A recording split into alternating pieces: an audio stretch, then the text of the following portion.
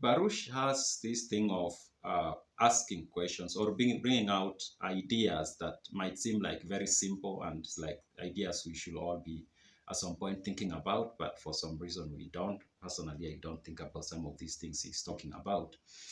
One of those is the simple question of why a society needs to be organized. Yeah, we have a commonwealth, we've come together, but why it's so important that now we sit down as people, members of this commonwealth, and think about every detail of how we are going to organize this society or this commonwealth. It's so important that we do that. And in fact, most societies now do that through written constitutions. But even in societies that have not had written constitutions, they've had these unwritten rules and norms that everybody understands. Even in what you might call primitive societies, they have these ways of doing things that very structured. This has to happen for this to happen. This has to happen for this to happen. I was thinking about even our own African communities before the arrival of the colonialists.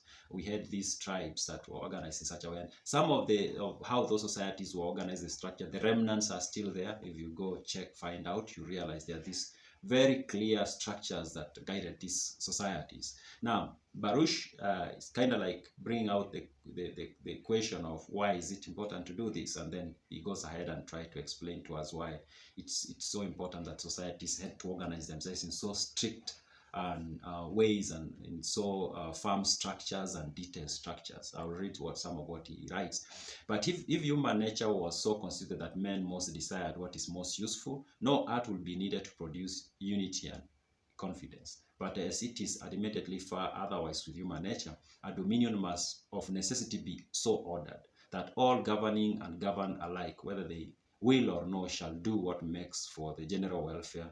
That is, that all, whether of their own impulse or by force or necessity, shall be compelled to live according to the dictates of reason.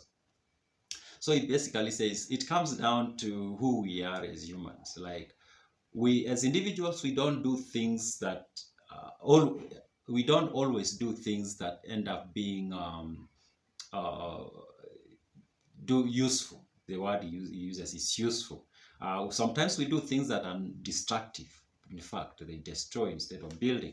So if everybody was considered such that everything we do is useful, is of value, then we wouldn't need to order society. We would just live and form this commonwealth where we understand that everybody knows what they need to do that is good for the society. But we can't live with that assumption because we are selfish, and often the things we do are not good for the good of the society, are not good for the society, so of the commonwealth. So we need to order society in a so strict or structured in a firm way, so that everything moves in a way that makes the entire commonwealth benefit.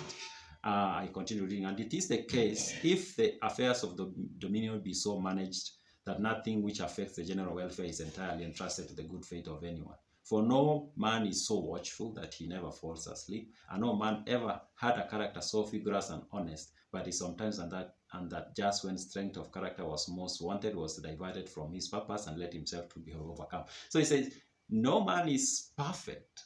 Even those who want to do good or are virtuous, sometimes they sleep and do things that end up hurting the commonwealth. So because of that, there's need for society to be ordered. So he does talk a lot more about this in these chapters, and it's so interesting to read some of these things we take for granted, and then he opens up your eyes and you realize I've been taking for granted all these things I'm seeing around me, but these are very critical things that we need as a human society.